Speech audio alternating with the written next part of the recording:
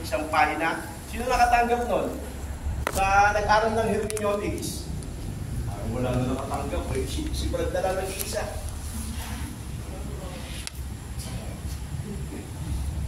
Wala na nakakaalala nun. Yung binigay ko na isang pahina. Ano ang Biblia? Ang Biblia ay naglalaman ng ano? Naglalaman ng isipan ng Diyos. Kalagayan ng tao, paraan ng kaligtasan, kaligayahan ng mananampalataya, kapahamakan ng kasalanan. Ang doktrina nito ay banal at ang kautusan nito ay dapat isa katuparan. Ang kasaysayan ay totoo at mga pasya hindi magbabago. Basahin ito upang maging matalino, paniwalaan upang maging matiwasay, ipamuhay upang maging banal. Nalimutan nyo na? Mapa naman lalakbay, kumpas naman daragat, tabak ng awa, nanunumbalik ang partiso sa pamamagitan nito. Nabubuksan ng pintuan ng langit, nabubunyag ang panganib ng impyerno. Si Kristo ang pangunahing paksa nito, kabutihan natin ng layunin at kaluwalhatian ng Diyos ang adhikain. Dapat kapuno nito ang ating alaala, pagharian nito ang ating puso, pagtubayan ng ating mga paa. Basahin ito upang pagdidili-dili, malingit at may panalangin. Ito'y bukal ng kayamanan. Nalala. Parang isa na lang nata yung may lahat na na-wash out eh. Binigyan ko kayo noon. Pastor Angel, binigyan kita. Ang sabi ko, i-xerox nyo, idikit nyo sa church. Idikit nyo. That is the summary of what the Bible is. At ito ay galing saan? Gideon International. So, ilan ba tayo ngayon? Dami na. Yung mga nag-submit ngayon, bibigyan ko ng kopya sa susunod na meeting. Paskil nyo sa church, ha? Para malaman ninyo kung ano yung Bible. Pag tinanong ko, ano yung Bible? Ito yun. Ito yung buod summary. So, again, sa dami kasi natin, pag pinagsalita ko yung isa-isa, baka alas 10 na di pa tayo tapos. So, by next meeting tayo mag-i-introduce. Pero you introduce yourself in 1 minute lang, ha? Susunod. So, ngayon, dahil registration and enrollment natin ngayon, I'm giving you an introduction kung ano yung pag-aaralan natin sa Old Testament survey, New Testament, and Apologetics, mga kapatid. Alam nyo, mga kapatid, kung mahal natin si Lord, kailangan mahal din natin ang kanyang word. Amen? Maraming Christian ngayon, mahal si Lord, pero walang pakialam sa word. Ang pinakalayunin natin, tayo mga manggagawa, mga Christian, ay maging dalubhasa sa kanyang salita. Para saan? Para maipahayag natin ito ng tama. Maipangaral natin yung salita ng Diyos ng nararapat. That is why we are studying it. No? Maraming mga Christian ngayon, hindi talaga naging leader, pero yung patawarin ako ng Panginoon, na may naririnig ako, ignorante pagdating sa Bible. Hindi sila masyadong may alam. Of course, kilala nila si Lord, pero pagdating sa salita ng Diyos, ano sabi ni Jesus Christ? John chapter 8, 30 to 31.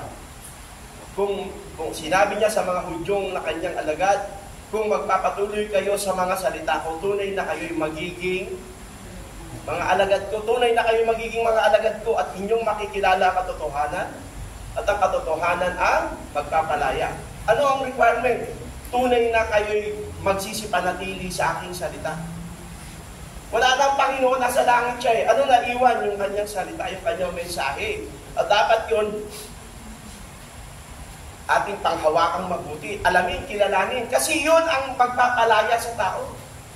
Yun ang may kapangyarihan. Gawa 4.12, si Jesus. Pagdating sa Hebreo 4.12, ang salita mo'y tulad ng espada, sword, na may dalawang talim. Two-edged sword. Humihiwa. Sa hanggang saan? Sa pinaghihiwalayan ng kaluluwa at ng kasukasuan at ng utak. The Word of God has the power even to the spirit and soul of a person. Yun kaya may mga tao nasasaktan yung kalooban kapag nangangaral tayo. Paano natin mahahawakan yung espada kung hindi tayo marunong? Ephesians chapter 6, anong sabi? at hawakan ninyo ang tabak. Ano yun? Na siyang salita ng Diyos. Sa labanan, opensa at depensa. Yung shield of faith, depensa. Yung sombrero, depensa. Para di ka tamaan ng pana. Ano pang opensa? Yung salita ng Diyos. At tayo mga Christian, dapat hawak natin yun. Paano natin hawak? Hindi tayo marunong. Ignorante tayo, di ba? Sino pwede mag-memorize ng 2 Timothy 3, 16 to 17? Patawarin tayo. Pastor Billy, tayo. 2 Timothy 3, 16 to 17. Tapos po ng bata, 15 yan. ang lahat ng kasalatan ng Kristo ng Diyos, magagamit sa tutulong ng katotohanan, pagpapagulan sa mga araw, pagpapagod sa litong gawain, pagpapakay sa mga tuwing ng kumain. Ang sabihin ng likod ng Diyos na magiging atas at lahat ng mabuting. Alam nyo, hindi naman ako mahirap usapin. Basta tatamaan na ninyo, okay na sa akin yun. Pero dapat sa ulado natin yun. Ang lahat ng kasulatan ay kinasiyahan ng Diyos na magagamit din naman sa pagtuturo, sa pagsasansala, sa pagsaway, sa ikatututo na nasa katwiran, upang ang lingkod ng Diyos tinuro ang lubos sa lahat ng gawa. Mabuti. That is the Bible purpose. Sino sinabihan ni Pablo sa Timoteo? Dapat sa ulado natin yan, 2 Timothy 3:16 to 17. Because nasa Bible tayo. Old Testament and New Testament survey. So, again, pagkakahati-hati o pagkapangkat-pangkat na banal na kasulatan, gaya na tinanong ko, ay makahati sa 2 pangkat. 39 sa lumang tipan, 27 sa bagong tipan. So, ang Biblia natin ay may 2 pangkat lamang. The Old Testament and the New Testament. Possible. At alam niyo pong lahat yan. So, sino sumulat? Merong humigit kumulang, sabi nila. 40 katao ang sumulat ng Bible. 40 authors. No? At ito ay sinulat sa loob ng 1,500 taon. Ito ay natatandaan nyo nang pag-aral tayo ng hermeneutics. Ito yung first day. At gusto ko laging ito ay maituro para maintindihan ninyo. Kasi mga Christian tayo, ang pinaka-importante sa atin, yung Bible, yung Words of God. So, isinulat ang Biblia sa loob ng 1,500 years. Ganun katagal, bago siya nabuo. Umabot ng 1,000 taon ang lumipas bago nabuo ang lumang tipan. From 1,400 to 400 BC. So, pag ano yung BC? Before Christ. Pag sinabing AD, Anno Domini, taon ng Panginoon. Ito na yung pagkapanganak kay Kristo hanggang sa kasalukuyan. So, ang kalendaryo, nagsisimula sa lumang tipan, pababa. Kaya, 1,400. Ang dulo, 400 BC. Doon nabuo yung Bible. Then, after 400 BC, nagsimula ka ng 1 AD hanggang ngayon, 2025. So, mula nung year 1, year 1, pinanganak si Jesus Christ. Year 1, 2025 years na ang lumipas. 20 years and 2025 years na ang lumipas. Pinanganak si Jesus Christ, 1st AD, 2nd AD, 3rd AD. Kailan siya namatay? 30 AD. Because sa paniniwala ay namatay ang Panginoon between 30 to 31 years old. So, 30 AD hanggang 25 AD, mula nung si Kristo namatay o umakyat sa langit, yun ang panahon na lumipas na. Naintindihan nyo, mga kapatid? So, bakit ito pinag-aaralan? Kasi nga, importante sa atin. Yung buhay nga ng mga artista, importante. Diba? Hello, nandiyan pa po ba? Mga artista, tatay ko, ang hilig-hilig doon sa pelikula ni Fernando po. Paano nagkukwento na yan? Yan si Fernando po, unang niyang pelikula, ito, kwento siya. Kasi sa kanya, importante yan. Tayo, Importante sa atin si Jesus, importante sa atin ang kanyang buhay. So, dapat kahit paano alam natin to. Okay? So, ano pa lang tayo mga kapatid, historical. Samantala, umabot lamang ng 50 taon para mabuo ang bagong tipan. 1,500 para mabuo ang Old Testament. Pero yung New Testament, it takes only 50 years nang mabuo ang bagong tipan. From Matthew to Revelation, 49 to 95 AD. Ano ibig sabihin? Nung mamatay si Jesus, hindi pa nagsulat yung mga alagad. Kailan sila nagsimula? Sa tansya ng mga nagdalubasa, nagsimula silang magsulat ng New Testament 49 AD. Hanggang 95 AD, ang huling na isulat ay ang aklat ng pahayag na sinulat ni John the Beloved. Alam nyo, nung ako ay nag-aaral, maniwala kayo, nakakatulog ako eh. Bakit? Yung asawa ko kasi bagong panganak. Ako nag-aalaga sa gabi.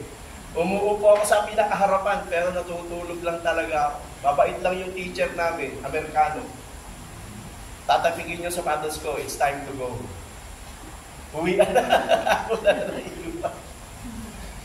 Pero alam nyo mga kapatid, hinabol ko yun. Hinabol ko. Nanghiram ako ng mga libro. Pinag-aralan ko. Kasi importante, pastor ako eh. So, again, kung nabuo ang lumang tipan ng 1,000 taon, yung Old Testament, kasi yung pagkakabuo ng Bible, 1,500 years. At ang bagong tipan ay halos 50 years. Paano umabot ng 1,500? So, siguro, Pastor Dan, baka maka-request tayo ng isang dito, blackboard. Kailangan natin ng blackboard para may computation tayo eh. Pastor, bakit 1,000 na buo ang lumang tipan, tapos ang New Testament 50 lang, di 1,050 lang yan. Bakit po umabot ng 1,500? Mamaya. Mamaya. Now, itong mga sinasabi ko, hindi nyo mababasa sa Bible. It is historical. At kahit i-google ninyo, yan ang lalabas, mga kapatid. So, balikan natin. Muna, ang lumang tipan. Pag sinabi natin yung lumang tipan, ito yung unang 39 na aklat ng mga Hudyo. At hanggang ngayon, ay ginagamit nila yung aklat na yan. So, ang pangkat ng lumang tipan ay nahahati sa 3 pangkat. Ang lumang tipan ay may 3 pangunahing pangkat. Ang unang pangkat yung tinatawag na Torah. The Law. Salitang Torah ay wikang Hebreo. Ang ibig sabihin ay ang mga batas. Ang susunod na pangkat, kasama dyan yung Genesis, Exodus, Leviticus, Number, and Deuteronomio. The first 5 books na sinasabi din ng kasaysayan na ang sumulat ay si Moises. So, Torah sa wikang Hebreo. Sa wika natin, ang kautusan, the law, mga kapatid. Yan yung unang pangkat sa lumang tipan. So, again, isipin nyo, Pastor, bakit yung paano ito pinag-aaralan natin? Gusto ko sa Bible. Yes. This is the basic. So, tandaan nyo yan, magiging exam yan. Ang sumunod na pangkat ay yung mga Nebim. Kung tawagin ng Nebim, mga propeta. Si Joshua, si Judges, Samuel, Hari, Isaiah, Jeremiah, Ezekiel, at yung tinatawag na 12 minor prophet. Jonah, Micah, yan. So, yan ang tinatawag na ikalawang pangkat na Nebim. Torah yung una, Nebim yung pangalawa, ang pangatlo ay Ketubim, mga kasulatan, the writings. Psalms, Proverbs, Job. Ang tawagin dyan ay poetical. Poetical, mga parang patula.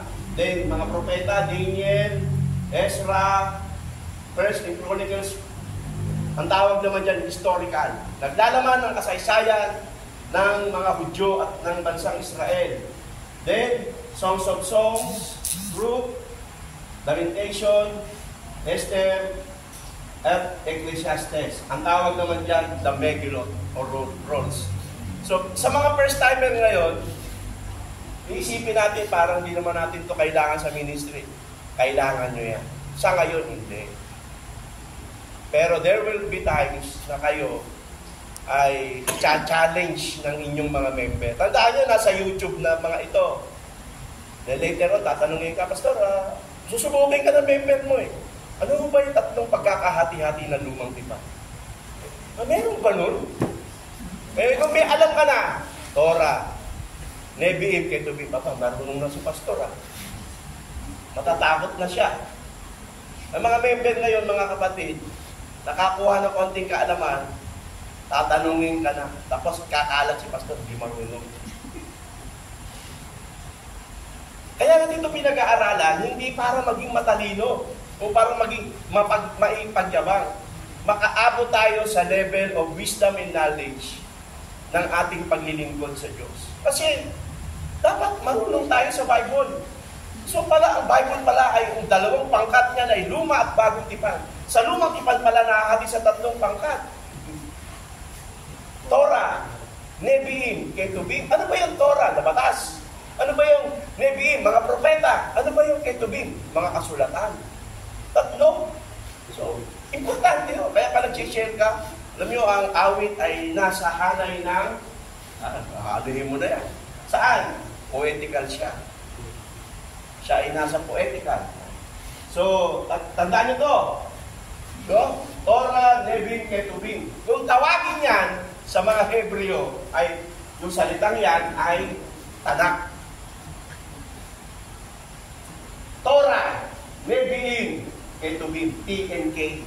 Pag binabasa ng diretso, Tanakh. Pag sinabing Tanakh, he is referring to the 39 books of the Old Testament.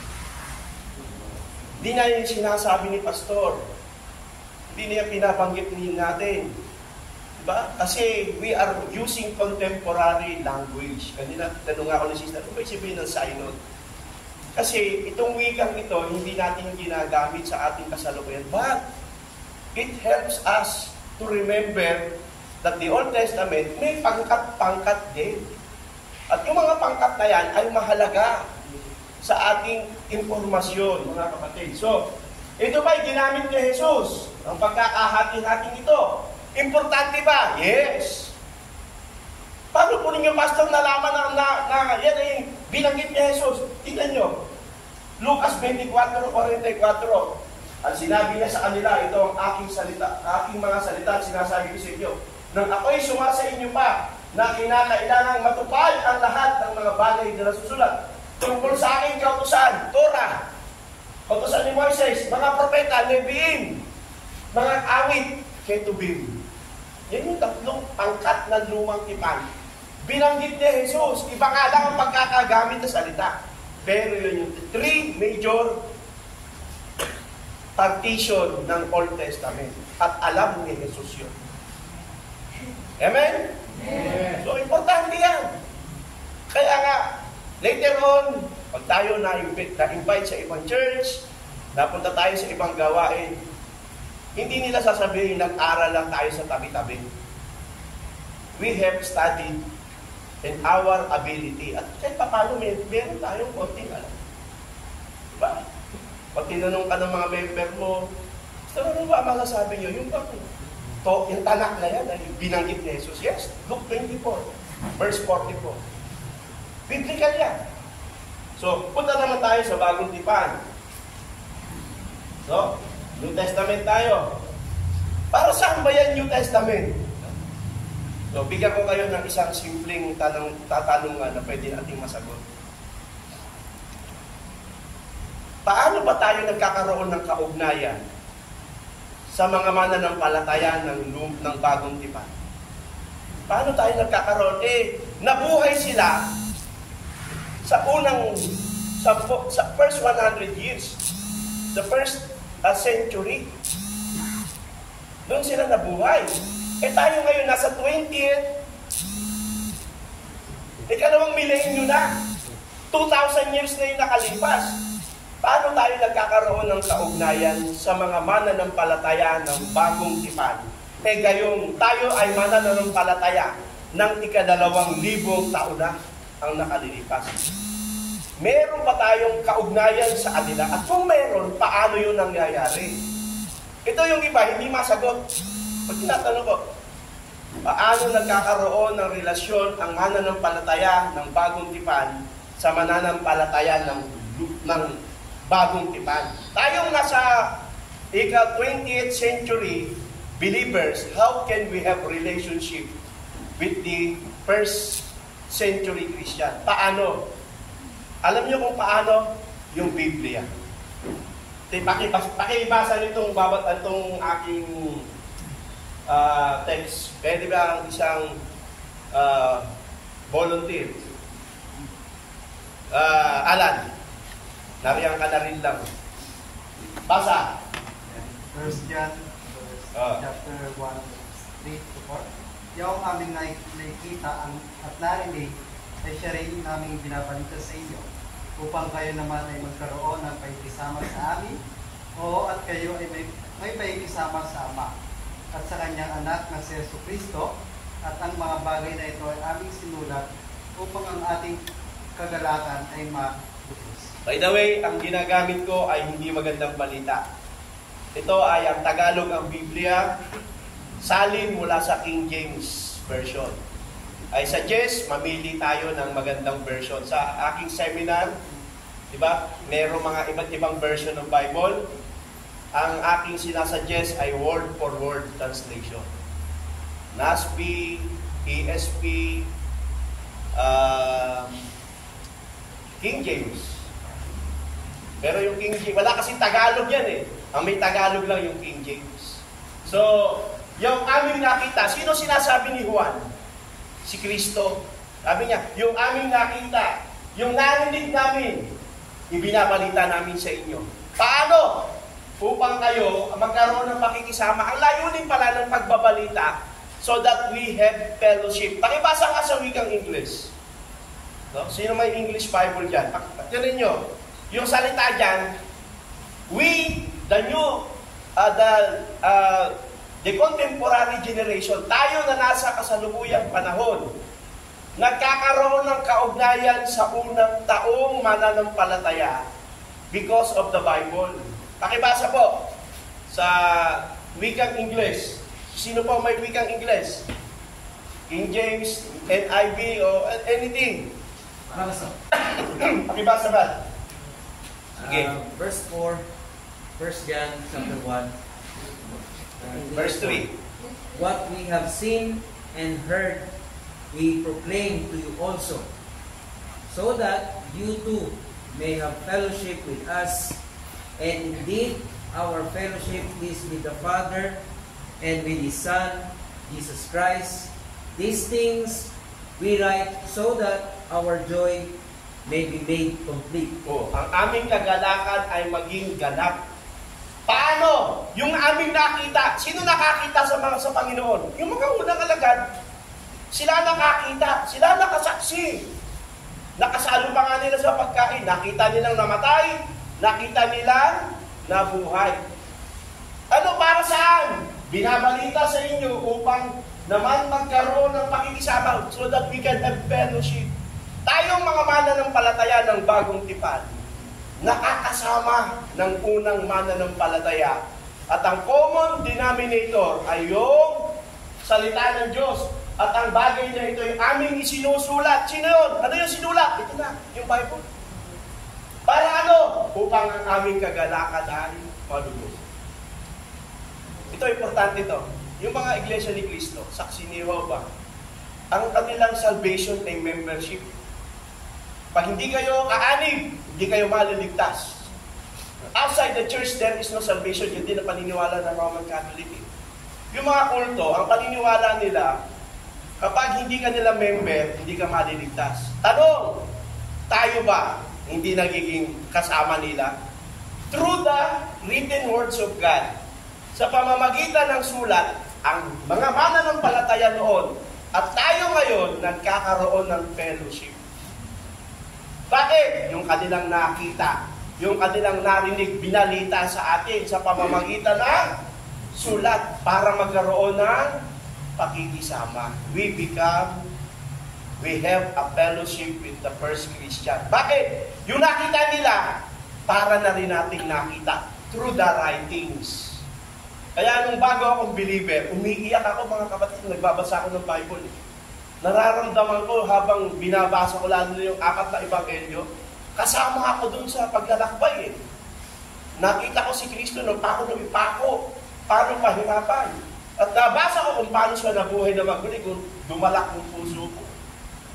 We become attached. We have a fellowship because of the Bible. Yun yung kahalagahan nito. Naintindihan niyo ba ako, mga kapatid? Kaya pag may nagsabi sa inyo, paano naman kayo nagkaroon ng kaugnayan sa mga mananampalataya sa lumang, sa bagong tipan? Yung kanilang nakita, yung kanilang narinig, napalitaan namin. Sa paanong paraan? Sa pamamagitan ng sulat. Ano yun? Yung Biblia ang hawak natin yun. Naintindihan niyo po ba ako? Kaya, importante ito sa atin. Importante ito na nakikita natin, nababasa natin yung sinulat. Kasi yun ang magpapatotoo na minsan ang Panginoong Kristo lumakad sa lupa. Nakita nila ang himala. Kaya sinulat lahat yan eh. 27 sa bagong tipan at yung pangunang hula sa lumang tipan, 39 para mapagtibay yung ating pananampalataya. Tandaan nyo ito mga kapatid. Ano pa? Ba't pati naisulat? Para saan? Bakit naisulat yan? Yung mga nakasulat na yan. 66 na aklat. Sino babasa ulit? Sino? Sino ba? Si Father Kim. Ngunit 1:24 verse 44. Ngunit ang mga ito ay nangasulat upang kayo'y magsisampalataya na si Jesus ay ang Kristo, ang anak ng Diyos, at ang inyong pagsampalataya ay magkaroon kayo ng buhay sa kanyang pangalan. Para saan yung pagkakasulat? Ano yung purpose? Ang lahat ng ito'y nangasulat upang kayo'y magsisampalataya, for us to believe. The main purpose ng Bible, kaya siya naisulat, para tayong maniwala, manampalataya. Kanino? Kay Jesus Christ, hindi kay Manalo, hindi kay Kibuloy, hindi kay Ellen G. White, hindi sa Papa sa Roma, upang tayo maniwala, sumampalataya kay Jesus Christ, na anak ng Diyos. Hindi siya yung Ama, kundi anak ng Diyos, at sa inyong pagsampalataya, ano sabi ng Bible? Magkaroon kayo ng buhay sa kanyang pangalan. And lahat tayo, naging mananampalataya because of the words of God. Of course, maaaring gumaling kayo sa sakit, may nangaral sa inyo, pero lahat ng ipinangaral sa inyo, salita ng Diyos yun eh. Intindihan niyo po ba ako? No? So, pangkat-pangkat ng bagong tipan. Ang bagong tipan na pangkat-pangkat. Sa lumang tipan, may 3 pangkat. Yung Tanakh, Torah, Leviim, Ketubim. Yung bagong tipan, may pangkat din yan. Gospel, historical, holy, general, prophetic. No? Pag sinabing gospel, ito yung unang 4 na aklat. No? Mateo, Marcos, Lucas, at Juan. Pag sinabing gospel. Bakit gospel? Kasi sa 4 na aklat, naglalaman ng buhay at kamatayan ni Jesus. Ng kanyang pagsilang, ng kanyang pagkamatay at pagkabuhay. Yan ang laman ng Mateo, Marcos, Lucas, at Juan. Kaya pag sinabing the gospel, ang tinutuko yung unang 4 na aklat ng bagong tipan.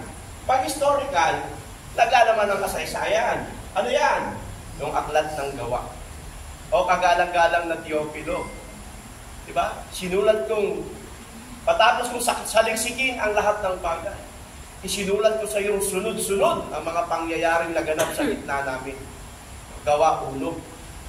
So, historical, naglalaman ng paano nagkaroon ng iglesia sa Jerusalem. Paano nakakilala si Pablo ang kilos ng banal na Espiritu. So sa aklat ng gawa, ang tawag yan, historical. Then, kung tinatawag natin karamihan na ginagamit natin sa church, ay yung Holy Epistles, mga sinulat ni Pablo, Roma, Corinto, Ikalawang Corinto, Galacia, Efeso, Filipos, Colosas, Thessalonica, 1 at 2, Timoteo, 1 at 2, Tito, at Pilimon. 13. Pag tinanong kayo, ilan ang sinulat ni Pablo ang aklat? 13 po.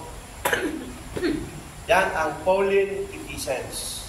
Ilan ang historical? Isa lang po ang aklat ng Gawa.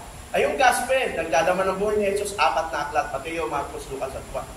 This is sorbet. Yan ang sorbet. Yung buong aklat, we are being familiar. Why? Kasi pagdating na nagsisermon ka na, gagamitin mo yan. So, nagsisermon ka na. Sinulat ni Pablo ang kanyang aklat sa Filipos, nakabilanggo siya dahil ang tawag doon, prison epistles. Mga nakabilanggo si Pablo ng isulat niya. Ang 4 na aklat ng Ebanghelyo ay ang Mateo, Marcos, Lucas at Juan, naglalaman ng kasaysayan ni Kristo. So we are becoming familiar. Na nag-preach tayo, nagiging parang common sense na yan.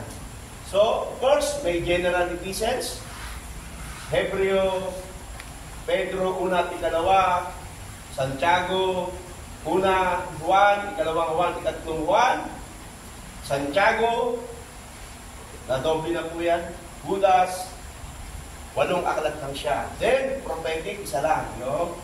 Aklat ng Pahayag o Apokalipsis. Naintindihan nyo? That is how tinatawag nating pagkakahati-hati ng bagong tipan. Sa lumang tipan, napakadali lang, 3 lang. Tandaan nyo lang salitang Tanak, Torah, Nevi'im, Ketubim. Pero pagdating sa New Testament, marami na siya hati.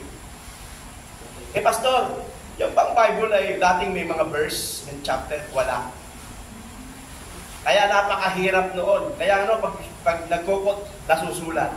Ngayon, pag nagbabagi tayo, ayon kay Pablo, Kabanata 1, talatang 12 ng unang Korinto, ginagamit na natin ang kapitulo, versikulo. Pero nung unang panahon, ang Bible, wala niyan. Kailan niya nagkaroon? No? Sabi po dito, chapter and division were first introduced by Cardinal Hugo ng 1263. 1,000 taon, 26. 1,000 taon, 63 taon nung magpasimulang maglagay ng chapter and verses. Pero hindi natapos, hindi na complete. Si Stephen Langton, Archbishop ng Canterbury, meron na rin siya. 1228 naman nung siya'y mamatay. So nagpapasimula na silang maglagay ng chapter and verses. So kahit i-google nyo mga kapatid, when did the chapter and verses of the Bible started? Makapabasa ninyo. Why? Para maintindihan natin, kaya pala nung unang panahon, nasusulat lang. Diba? Ang tao hindi lamang sa tinapay na bubuhay, nasusulat. Diba? Pero walang chapter and verses, walang aklat. Unless sinabi na ayon kay Propeta Isaias. Pero walang chapter, walang verses. Kasi yun ang original Bible. Amen? Kaya pag tinanong tayo, meron ba dati ang wala? Dinagdag lang para madali nating makita. No? Tandaan nyo, hirap ng ginawa ng mga una. No? Pero, si Robert Stephan, noong 1551, pinablis niya ang kauna-unahang Bible na may mga verse division. 15th century na. Halos na-complete na yung chapter and verses na Bible. No? Tandaan nyo. So, the first Bible to be published entirely divided. Kumpleto na talaga. 1560. At ang Bible na ito ay ang Geneva Bible na hindi natin nababasa. Geneva Bible. So, sa mga nag-aaral ng church history, ito na yun. Nagsisimula na. Church history. And by 15th century, yan yung panahon ng Reformation. Lumitaw ang mga protestante. Pero nagpapasimula pa lamang maglagay ng mga chapter and verses. So, according to William Evans, the King James Bible ay may 929 chapter, 214 verses, 592, 439 words, occur in OT sa Lumang Tipan. Pagdating sa Bagong Tipan, 260 chapter, 7,959 verses, 181, 250 words sa New Testament. No? Huwag yung gamitin ito sa church. Mga kapatid, alam nyo ba? Parang yabang na yan. Pero this is the information. Talagang binilang nila. That is how the Bible came to be. Tandaan nyo ito, mga kapatid. Hindi ito kwentong kutsero. So, total, 1,189 chapter, 31,173 verses. Yung salita, 7,773, 692 words. Binilang nila yung Bible, yung 66 books.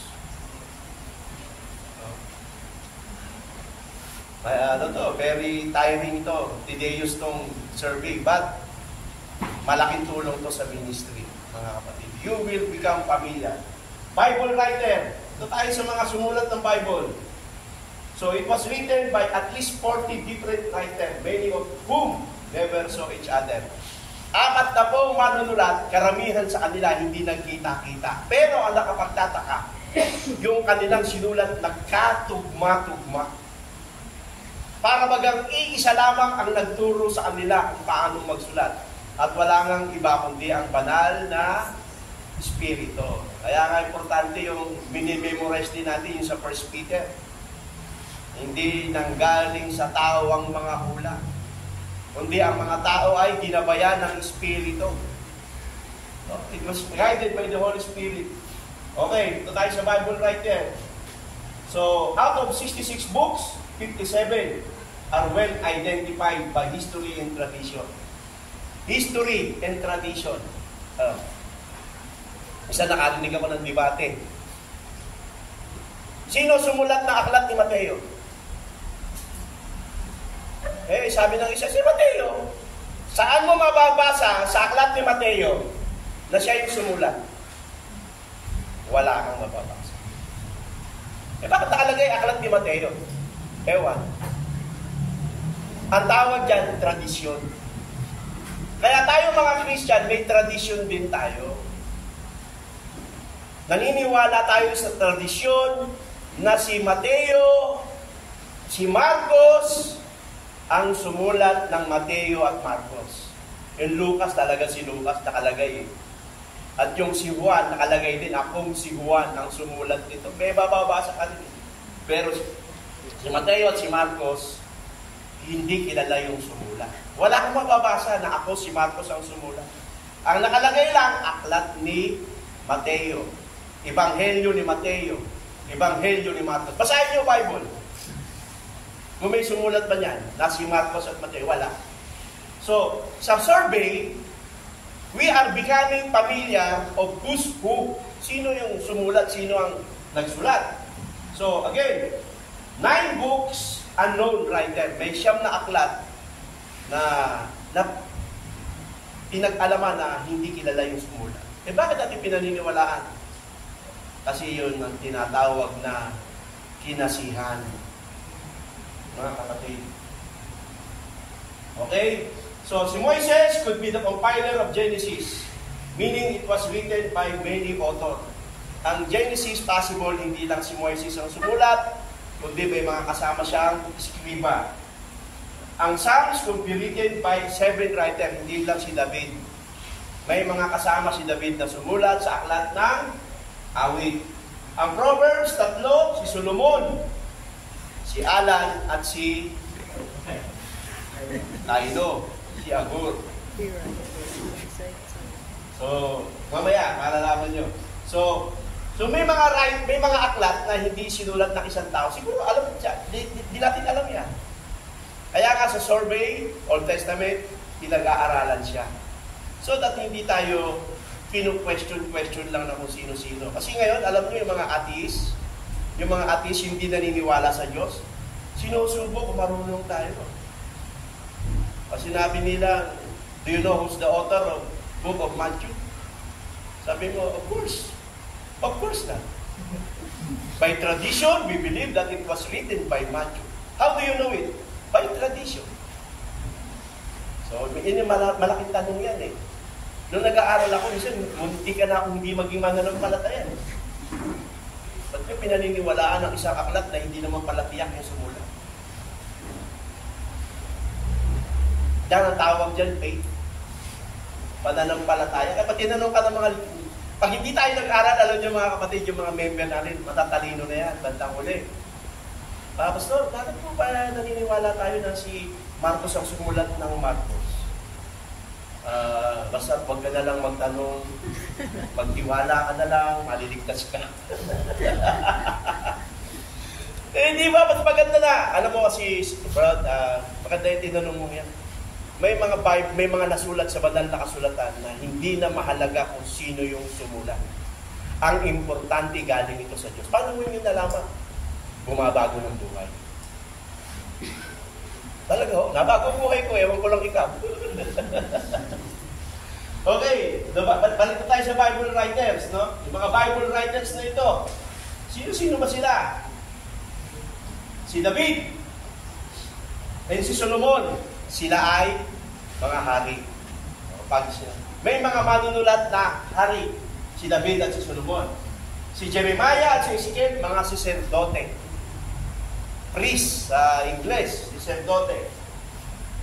Si Lucas ay isang doktor. Alam niyo po ba yun? Na si Lucas ay isang doktor? Yung ginagamit niyang mga termino sa aklat ng Lucas ay termino ng mga doktor sa panahon ng mga Griego. Siyempre, mangingisda si Juan at si Pedro. Pastor ng tupa, si Moises at si Amos. Pariseo. Alam niyo na, si Pablo ay isang pariseo. Statesman, congressman, si Daniel. Tax collector, si Mateo. Isang mangdirigma, si Joshua. Escriba, si Ezra. Butler, taga-silbi sa hari, si Nehemiah. Ano pa? No? So, Genesis, Exodus, Leviticus, Number, Deuteronomia, sinulat ni Moises, 1,400 BC. 1,400 taon bago dumating si Kristo, nagawa na ang 5 aklat. Kung tawagin ay Torah. O tandaan nyo. So, tapos, sumulat, sino? Si Joshua. Sorry, bumalik ako. 1350. Again, ang aklat ni Joshua, walang maliwanag kung sino author. Pag sinabi nating author, hindi mo mababasa. Akong si Joshua ang sumulat nito, wala kayong mababasa. That is the truth. E ba't natin pinaniniwalaan? By tradition, we believe that it is written by Joshua. Kasi, noong unang panahon, hindi naman importante. Wala pa naman noon na plagiarism eh. Pag sumulat ka, hindi naman nilalagay importante kung sino yung sumulat. Usually, inaabot na. Kanino galing? Sa akin. Hindi katulad ngayon, kasulat mo kailangan. Kaya kasi sa sulat natin ano nakalagay? Yours truly. Diba? Ang inyong lingkod kay Kristo, tapos yung pangalan mo. Pero noong unang panahon, walang ganyan, mga kapatid. Tapos, Judges, Ruth, 1 Samuel and 2 Samuel. Ang sumulat, possible si Samuel, si Nathan at Gad. Tatlong writer, 1,000 to 900 BC.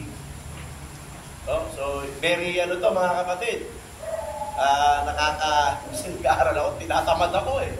Pero alam nyo, importante yan.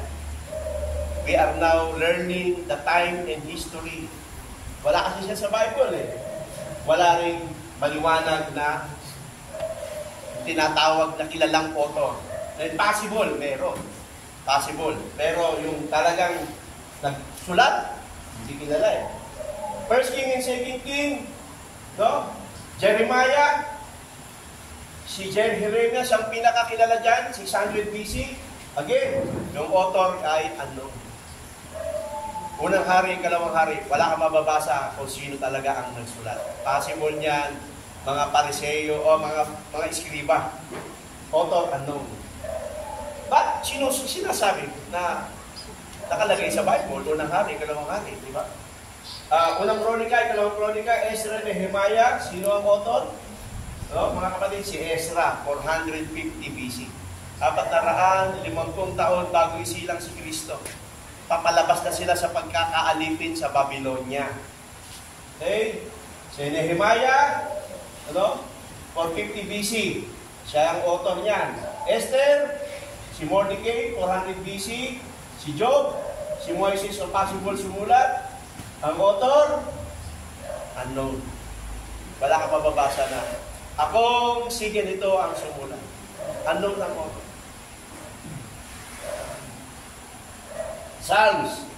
Psalms ay several ang author, 1,000 to 400 BC. Si David, 73 chapter. Si Asaph, 12. Son of Korah, 11. Solomon, 2. Moses, 1. Ethan, Herman, with Korah, at unknown, 50 kabanata sa aklat ng Salmo, hindi kilalang sumulat. Sino naka-atay ng hermeneutics? Ang pinakamahabang pinag-aralan natin, di ba yung Book of Psalms? Sana may napulot kayo doon. Absent ka na yata, Pastor Jerry, Nakaabot ka ba? Pero sisilipin pa rin natin ito, mga kapatid. So, nakakapagod, di ba? Proverbs, Ecclesiastes, Songs of Solomon, 900 BC, 3. Yan na yung sinasabi ko, si Solomon, si Agur, at si Lemuel.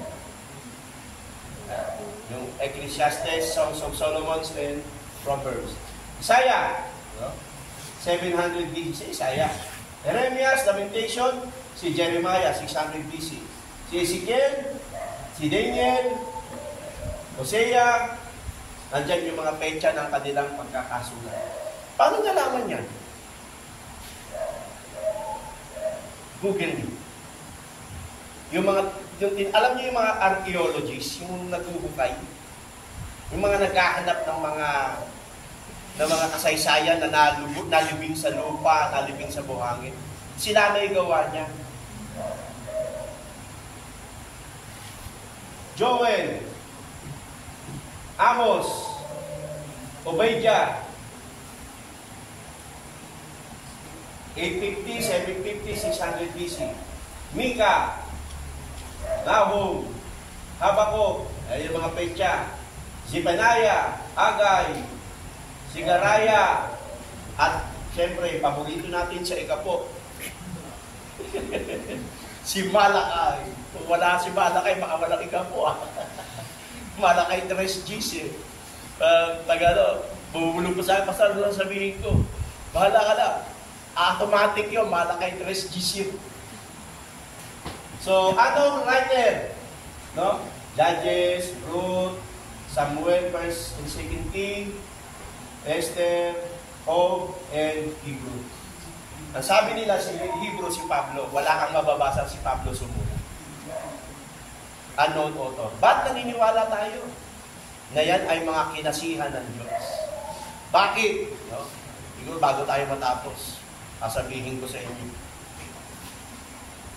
So, sinulat at sumulat. Matthew, AD 55, John Mark, AD 50, Luke, AD 60, John 90.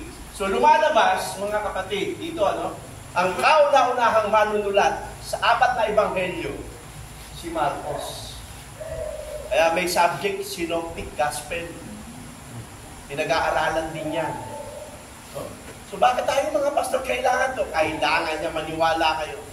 Nung una, akala ko hindi ko kailangan eh. Then later on, as the knowledge grow, wisdom grow, as your preaching intensify, these things are important information. Pag gagawa ka ng bahay, may mga gamit ka na hindi mo masyadong nakikita tulad ng bako, ilampring panali ng mga poste na nababaon sa mga haligi ng simento. Pero hindi mo pwedeng sabihin wala yun. Kasi sila ay mga bahagi ng pagtatayo ng istruktura. In same manner, these things are important when you are now preaching. Magagamit niyan. Acts, Luke, ang sumulat, 65 AD. So, ang sinulat at sumulat, itong mga to, si Pablo, 50 to 70 AD. Halos 20 years siyang nagsulat. na mga sinulat niya. Unang Korinto, ikalawang Timoteo, Tito, yan. Hebreo, sabi nila si Pablo, kaya si Barnabas or Apollos by 65 AD. Ngayon, lahat yan mababasa ninyo kung meron kayong full-length study Bible o kaya study Bible. Kaya nga, aking nire-request yan para di na kayo mahirapan, yung study Bible ang gamitin ninyo. Author, unknown, si James, kapatid ni Jesus Christ, AD 45. 1 Peter, 2 Peter, AD 60. 1 John, 2 John, 3 John, AD 90. Siya na yung huli. Ito na, hanggang sa aklat ng Jude and Revelation, AD 60, Revelation, AD 90. Yan ay last book, mga kapatid. So, ang pagkakabuo-buo ng banal na kasulatan. So, Pastor, paano ba nabuo yan? Dami mga tanong sa akin ng mga member natin. Paano nabuo yan? 27 sa bagong tipan, 30. Pagdating ni Kristo, yung 30 na aklat buo na, ginagamit na ng mga Hudyo. Yung 27, on the making pa lang, in the making. So, paano nagsimula? Sa pamamagitan ng pamantayan, standard, ay makikilala kasulatang pinasihan na pagkakatiwala sa liga ng pananampalataya. Ang tawag dito ay canon. So, bigyan ko kayo ng isang senaryo. So, mula nung panahon ni Jesus Christ, nagsimula na yung mga alagad. Pagka alis niya sa langit, alis niya sa lupa, makal sa langit, nagsimula na sila Mateo. Kanya-kanya silang sulat. Yung mga sulat na yan, possible, hindi yan talaga sinulat ni Mateo. Halimbawa, isama lang ko kayo, nangaral kunyari si Mateo sa lugar na ito. May mga taong nagtitake note. Ilan sa kanila, mga eskriba. Ang trabaho nila, isulat lahat ng sinasabi ni Mateo nung nangangaral pa lang siya. Tungkol kay Kristo, yung mga turo ni Kristo, sulat. Pagbabalik ni Mateo, sulat ulit. Hanggang nabuo yun. Kaya wala siyang pangalan. Para lang siyang mga ganitong mga papel. Pero, sa tuwing magkakatipon sila, binabasa na yun sa kanilang grupo. Then later on, nung tanungin sila, kanino yan? Ito ay ang pangangaral ni Mateo. Eh dahil hindi na pangangaral, sulat ni Mateo. So, tinago nila yun. Yan ang ginagamit ng Mateo Christian community na si Mateo yung nangaral. Eh si Marcos naman naririto. Sulat-sulat din yung mga tao. Sulat-sulat din sila. Ipon-ipon uli ng mga sulat. Kaya nga, kung babasahin mo, halos parang walang direksyon. Maliban lang kayo kay Lucas. May simula talaga hanggang katapusan. So, itong mga kay Marcos, sulat-sulat din. May sumulat dito, sumulat doon. Pinagsama-sama ulit, tinabi. Sa tuwing magkakatipon, hindi na dumadating yung mga ngaral si Marcos, pinatay na siguro. Binabasa nila sa kanilang grupo. Ito ang aral ni Kristo ayon sa pagkakasulat ni Marcos. Tago-tago na nila. Then, as time goes by, lumipas ang mahabang panahon. Ano nangyari? Pinaghahabol na ng mga Romano, mga Kristiyano. Tago sila doon, tago sila rito. Para wag masira yung kasulatan, kinokopya kasi pag nakuha, sinusunog. So ang ginagawa ng mga Christian, kinokopya nila. Mawala man tayo, buhay pa rin ang salita ng Panginoon. May nagtago rito, may nagtago doon, may nagtago. Pero nilalagay na nila Ebanghelyo ni Mateo, Ebanghelyo na ni Marcos. So, tinago-tago nila. Kaya, kung sinasaliksikin mo sa Google mo, libo-libong kopya ng mga kasulatan ng bagong tipan nagawa sa papyrus at mga balat ng hayop. Eh, paano sila nabuo? Kanya-kanya sila. Pagdating ni Constantinople, emperador sa Roma, nalaman niya na ang kanyang mga nasasakupan ay nagiging Christian na. Ang pinakasimbolo yung isda. Sa wikang Griego, Ictus. Jesus Christ, Son of God, Lord and Savior. Ictus. So, makukudita si Constantinople. Dahil yung mga general niya, mga Christian na. So, nagkunwari siyang nanaginip. Ayon sa kasaysayan. You can read this in history. Nanaginip siya ng isang krus. Sabi niya, at ang sabi daw ng tinig, sa pamamagitan ng krus na ito, sumalakay ka at pagtatagumpay ka. With the sign, conquer. nananalo na si Constantinople. Ngayon, natatakot siya na makundita, ginawa niya yun. Then, ano ginawa niya? Yung Edict of Toleration. Sa mga nag-aaral ng church history, baka hindi tayo mag-introduce. Sa church history, yung Edict of Toleration, ang ibig sabihin ng toleration, nagbigay ng executive decree si Constantine, Emperor. Ano yung toleration? Nasa pagkakataong ito, kikilalanin na ng bansang Romano ang Kristyanismo bilang isa sa mga reliyon. Kasi dati bawal. Pinapatay nga eh. So nagkaroon ng Edict of Toleration, pagkilala sa pananampalatayang Kristiyano na kinikilala na ng Roma. Eh ano ba ang kanilang paniniwala? Mga sila Zeus, mga Greek mythology. Eh ang problema, mas marami na ngayon yung mga Christian. Paglipas ng panahon, gumawa ang Christian ng toleration. Ang Kristyanismo na lamang, panibagong decree, ang ikilalaning reliyon sa bansang Roma.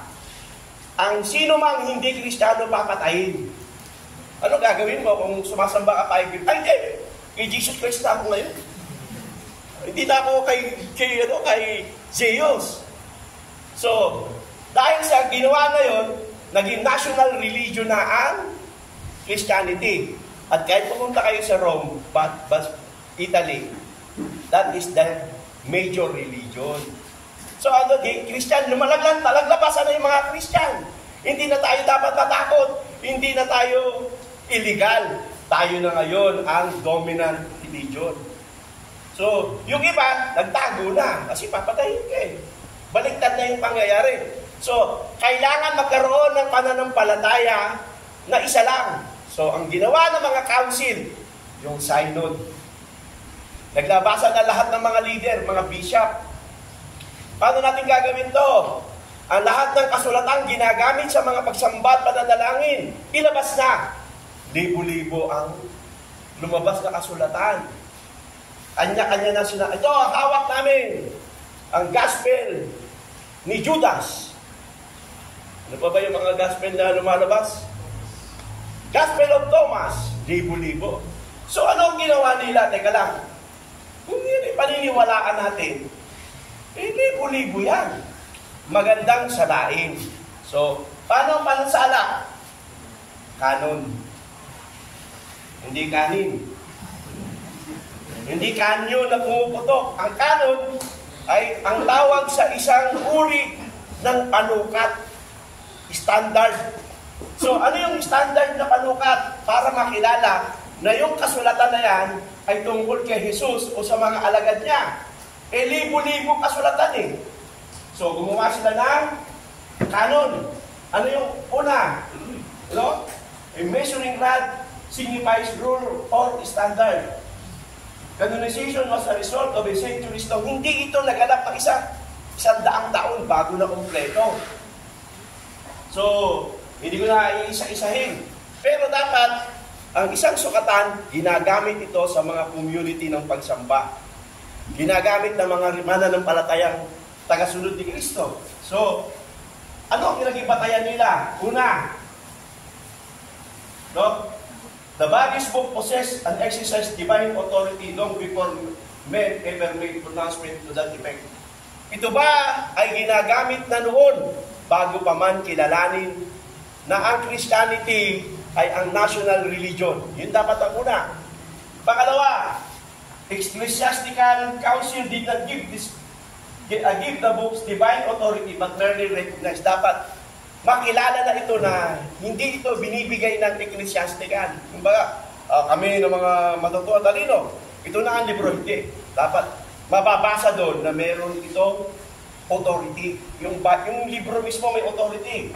So, yung Old Testament canon, buo na 39 books.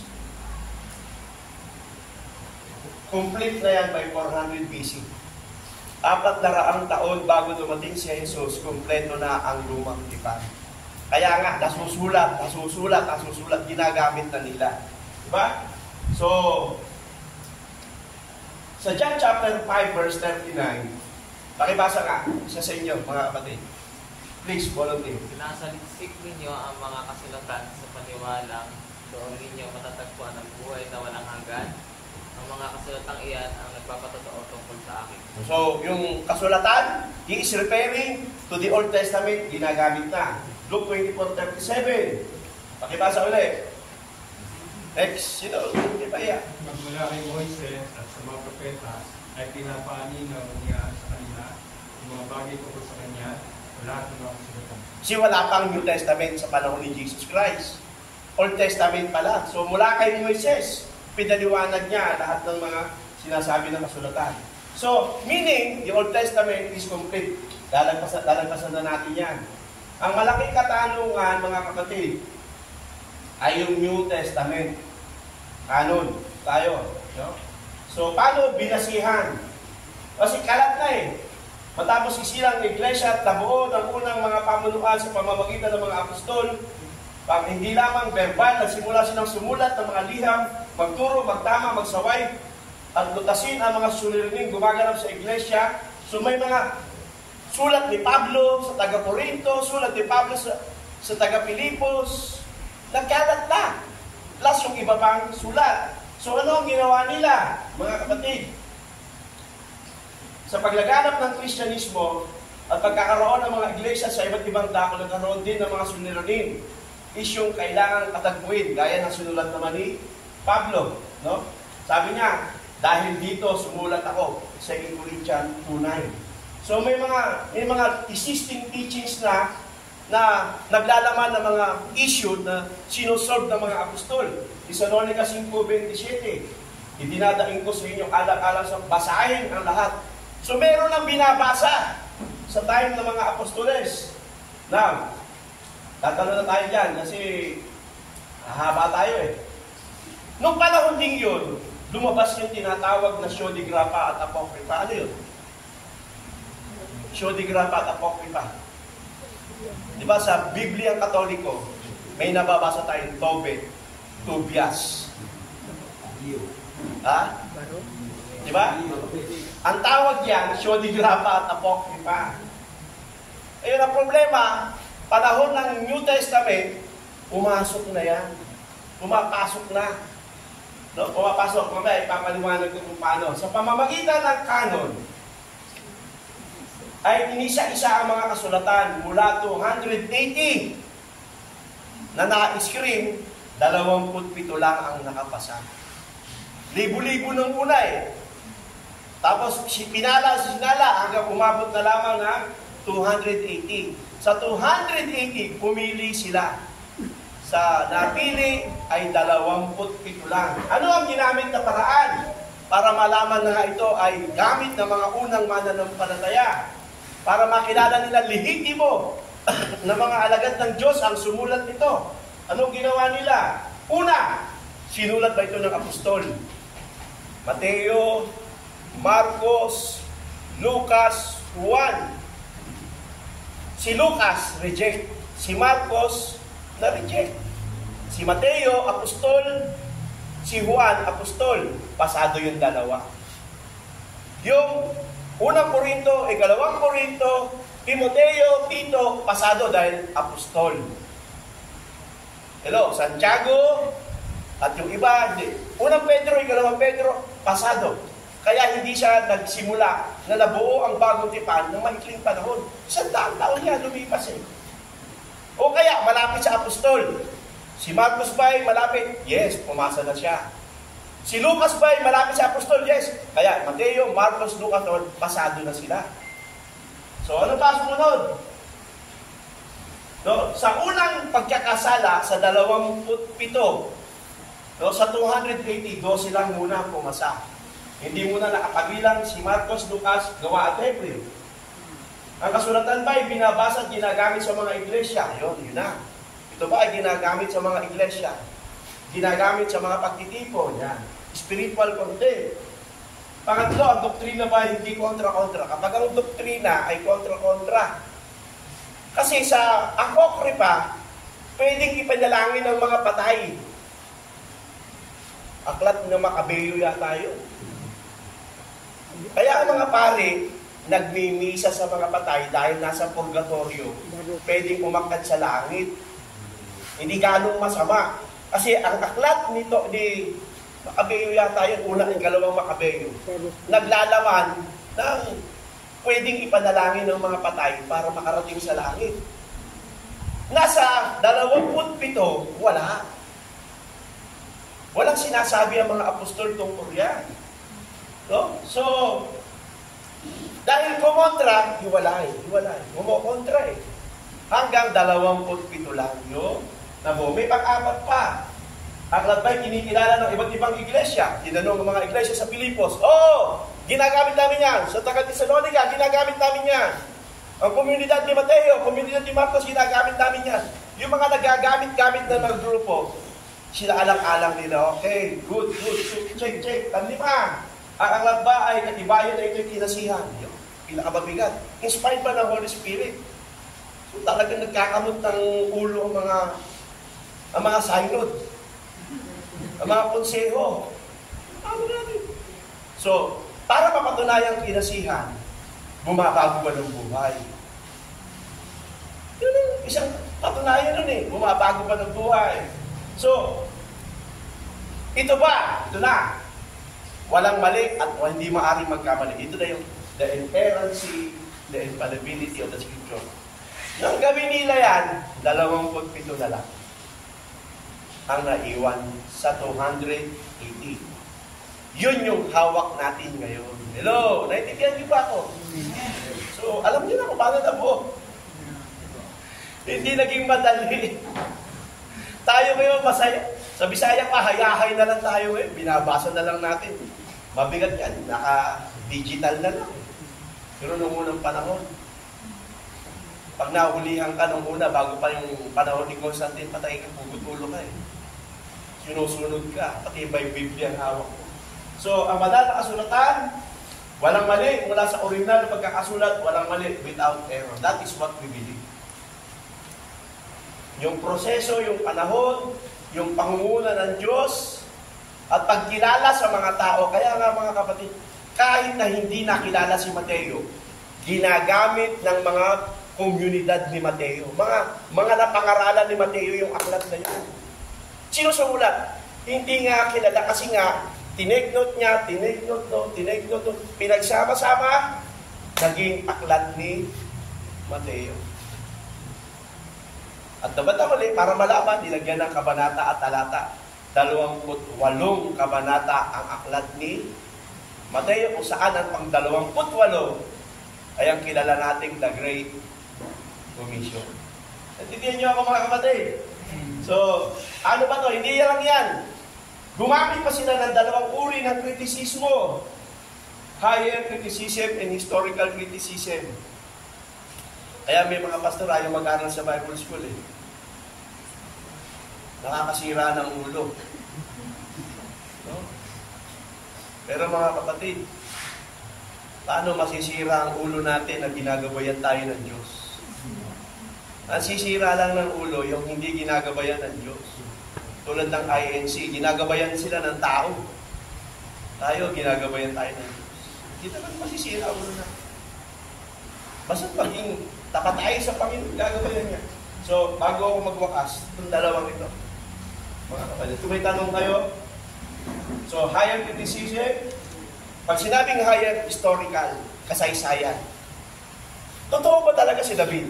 Punta kayo sa Jerusalem. Totoo ang Haring David. Totoo ba si Cesar? Punta kayo sa Jerusalem, punta kayo sa Roma. Totoo ba na mga haring ito ay nabuhay? Historical. Ang banal na kasulatan ay naglalaman ng isang tiyak na kasaysayan. Hindi katang-isip. Hindi katulad ng mga Mormon. Yung mga Mormon nanggaling sila sa sa ibang lugar, napunta ng Amerika, nagtayo ng mga templo. Kahit isang templo, wala ka nahukay rito Punta ka sa Jerusalem. Ando doon yung sirang templo na sinira noong 70 AD. Naroroon ang mga kasaysayan. Ang lugar ng Jordan, kung saan si Kristo binautismohan. Ang Sea of Galilee. Historical. na mababasa mo sa lumang tipan, mababasa mo rin sa bagong tipan. Kaya pagdating sa pag tinatawag na, totoo ba ito at ang isip ba? Dumaan na yan ang tinatawag na higher criticism, historical, binagsaliksik na yan. At napatunayang lahat yan ay totoo. Pagdating sa lower criticism, textual, mga kapatid, historical, no? Dahil pagit ko na, ito tayo sa ascertaining the exact words from the original text of the Bible, comparing the ancient text, manuscript with edition. Hindi naman sa amin yan. Mga kapatid, umiiral pa rin hanggang ngayon ang mga kopya ng mga original na New Testament writing. Libo sila. Pwede nyo i-research yan. Kung nag-aaral kayo ng wikang Griego, lalabas yan, i-google ninyo. Libo ang umiiral na New Testament writing. Gamit ang papyrus, balat ng hayop, na kung babasahin mo at isasalin mo sa panahon ngayon, ang magiging problema lamang ay spelling.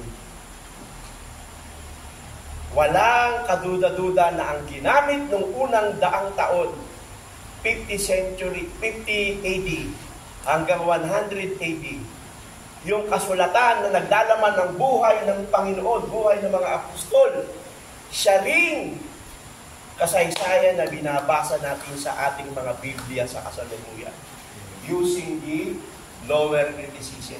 Yung translation. Ano pa? Pagkamatay ng mga apostol, sino ba ang huling apostol na namatay? Si Juan. Lahat masakir. Inuno sila martir, pinutulan ng ulo, binalatan ng buhay, nilagari. Si John the Beloved, ang tanging apostol na namatay sa katandaan. Nagkaroon siya ng isang alagad. Ang pangalan ng alagad ni John the Beloved ay sino? So, walang sa history ito. Irenaeus. Si Irenaeus ay naging disipulo ni John the Beloved. At si Irenaeus, bago mamatay, nagkaroon ng disipulo. Sino? Si Polycarp. At ito ay nasa laman ng kasaysayan, church history. Ang tawag sa kanila ay mga church father or teacher. Itong mga dedikadong Kristiyan, sumulat sila ng mga sermon, komentaryo na yun ipagtanggol ang pananampalataya laban sa paganismo. 96 to 150. Namatay na si John the Beloved, si Clement, si Rome, Hermas, Ignatius, Polycarp. 96 to 150 AD. Nagsisimula na silang magsulat. Ginagamit nila ang Old Testament and New Testament verses. Walang chapter, wala pa. Pero ginasabi nila, nasusulat. Yan ang nakalagay. Sino pa? 150 to 325, Justin Martyr. Irenaeus, sama pa rin yan. Clement, Alexandria, Origen, Tertullian, Cyprian, nagkakaroon na lang sa pecha. Pero yung mga yan, historically, mga hindi katang-isip.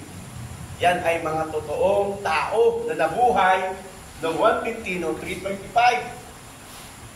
Kasi wala silang census, wala namang birth certificate nun Tansya-tansya. Pero, yung mga kasulatan, sinusulat sila. Ano pa?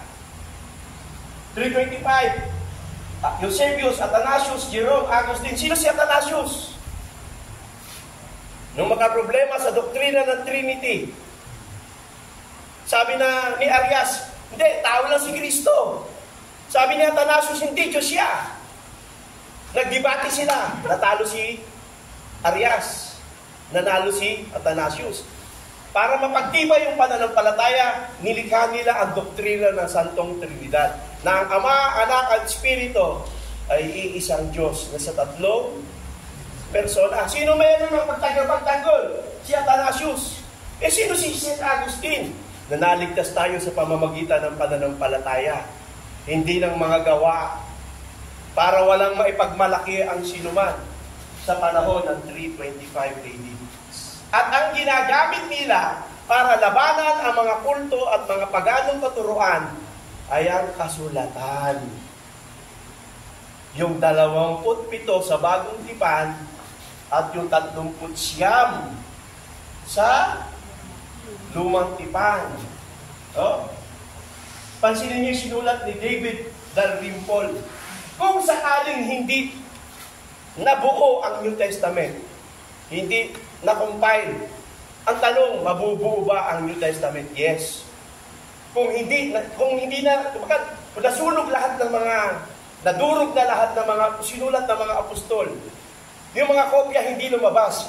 Pero gamit ang sinulat ng mga church father, nila Irenaeus, Athanasius, sabi niya, kung masisira ang lahat ng New Testament sa 4th century, wala na. Maaari kayang buuhin ang New Testament gamit ang sinulat ng church father sa 3rd and 2nd century. Ano sabi ni David Dalrymple sa scholar? Kanyang sinabi na nakita ko ang pangungusap at mga salita ng bagong tipan. Sinulat ng church father maliban sa 11 talata. Kompleto! Ang nawawala lamang 11 verses. Gamit ang quotation ng mga church father.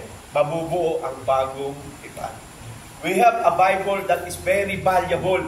Dumaan ang kasaysayan, pinireserba ng Diyos kasi darating sa Pilipinas.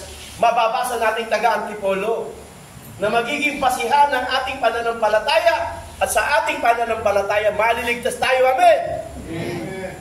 Kaya mahalaga ito mga kapatid. Mahalaga ang Biblia. Hindi ito dumating na aklat na nahulog lang sa lupa. Pinireserba ng panahon, dumahan ng maraming pag-uusig, sinala at lahat ng nangyari yan sa ibabaw ng biyaya at kapangyarihan ng Diyos. Then we have this Bible.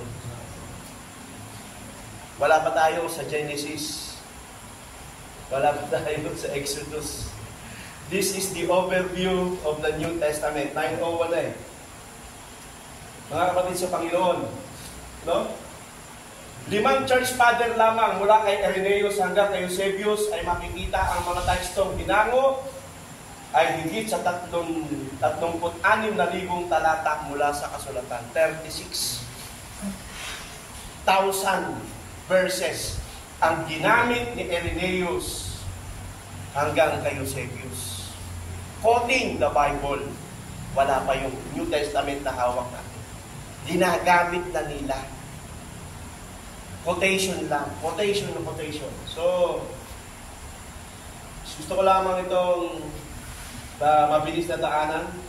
So, yung Tanakh, Torah, Nevi'im, Ketuvim, no? Jewish Bible, yung Christian Bible, Pentateuch, History, Poetry, Wisdom, Gospel, Epistles, and General Epistle. Ang 3 main division ng Christianity, Eastern Orthodox, so Alexandria, Catholic and Protestant. Eh saan galing ang Iglesia ni Cristo? Saksi ni Jehovah, Sabadista? Wala. Putok sa bubuyo. Wala silang mainstream. 3 pangunahin sa kasaysayan ng Kristyanismo ang umiral. Orthodox, Roman Catholic, and Protestantism.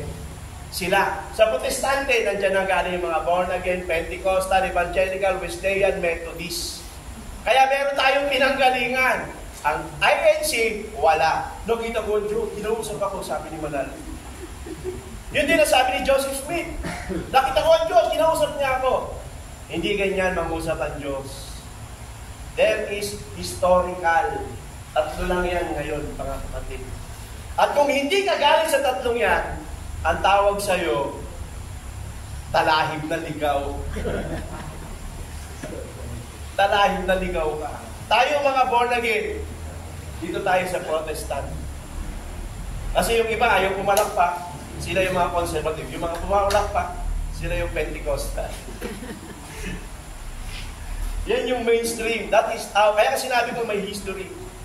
Pag pinag-aaralan mo ang Old Testament, mga kapatid, yung New Testament survey, kailangan mong bumalik sa kasaysayan paano siya nagsimula.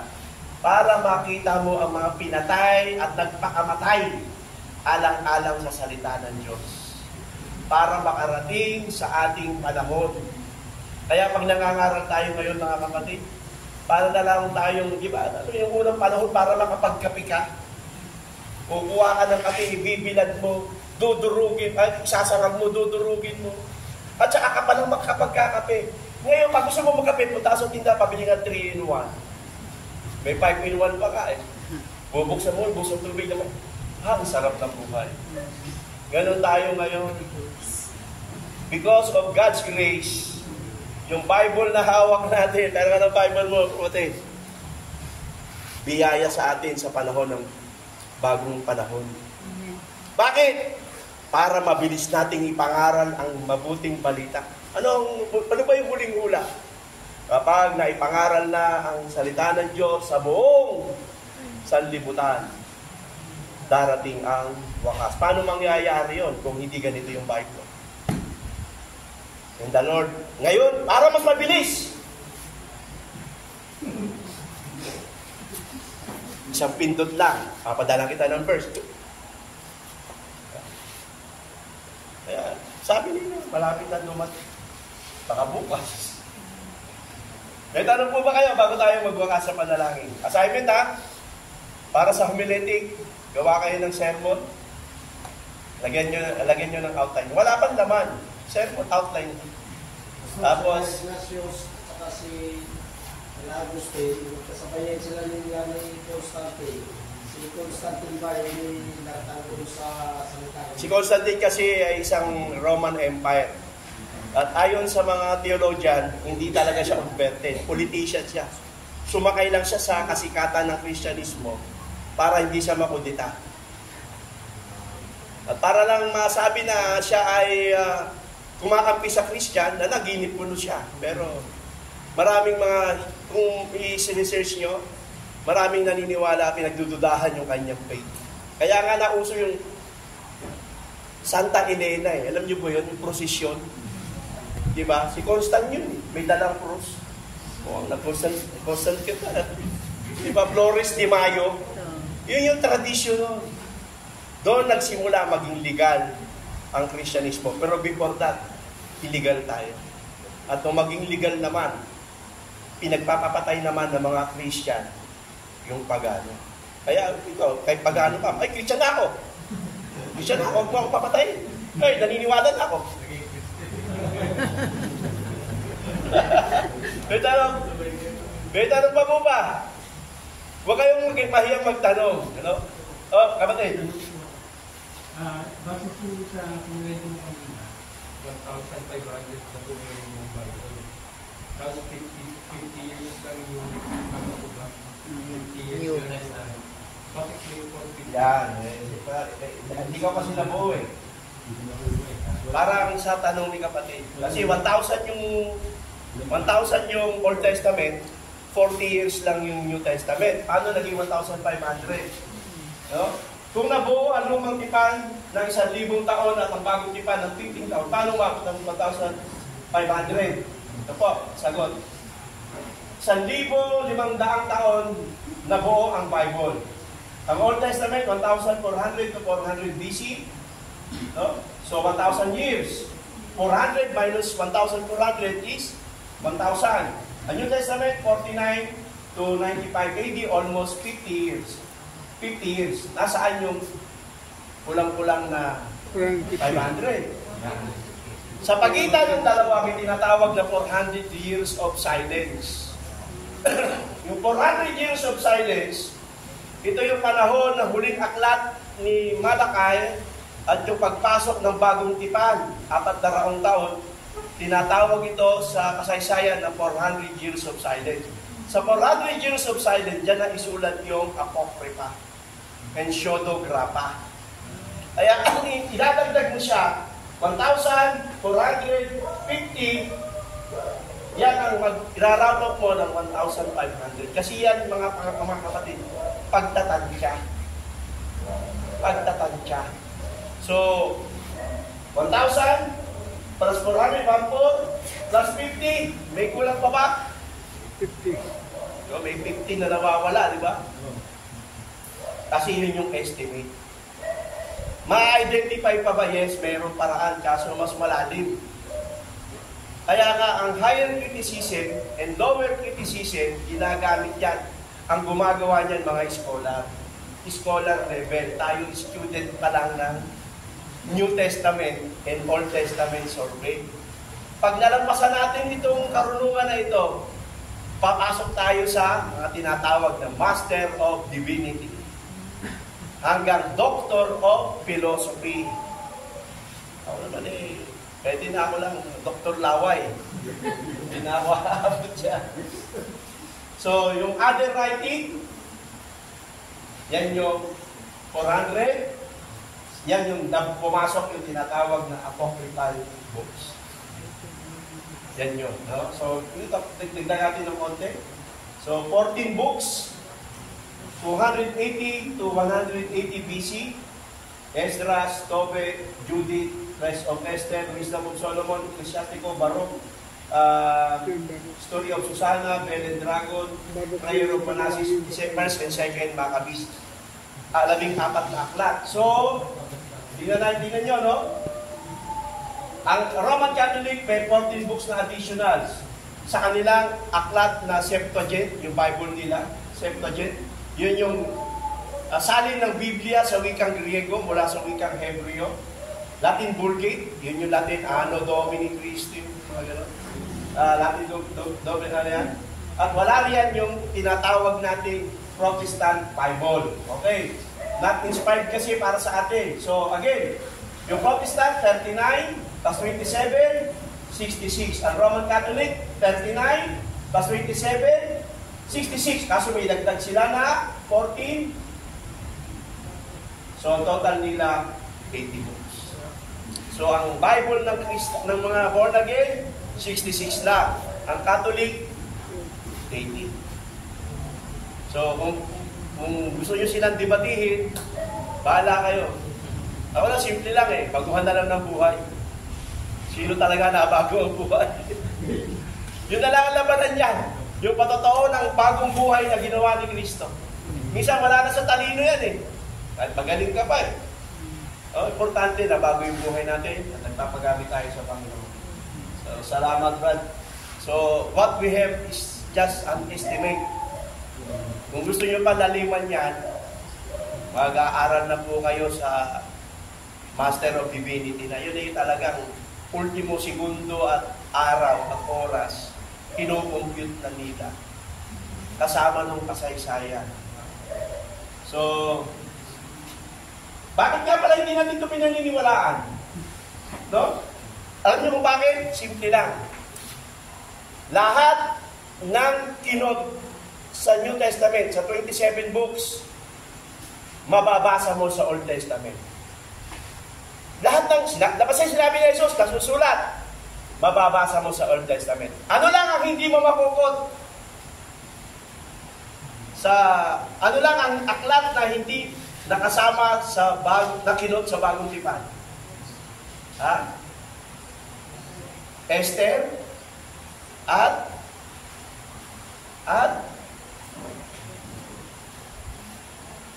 wala na yung subukan nyo. Kasi ni-research lahat yan Lahat ng kinot sa New Testament, mababasa mo sa 39 books, except Book of Esther and Songs of Songs. Dalawa lang. Pero ba't kinikilala? Binabasa na ng mga Hudyo ang Songs of Songs and Book of Esther. Bagamat walang direct quotation. Pag si Pablo nagkukot, sila Pedro, si Jesus, lahat yan mababasa mo sa 39 books ng Old Testament. Mga kapatid, tandaan nyo. Any question? Wala na po. Pwede na tayo. Manalangin. May pakapi ba tayo, Pastor? Meron daw. Tinapay. Pwede tayong tumayo, mga kapatid sa Panginoon. So, by next week, uunahin na natin ang homiletics. So, sino sa inyo ang pinakamagaling mag-sermon? Pasusubok natin at paririnig. So, meron tayong preaching clinic. Meron tayong paraan ano mag-sermon from a biblical perspective. At syempre, meron pa rin tayo New and Old Testament survey. Old and New Testament survey. Pwede po tayo yung bukod ko na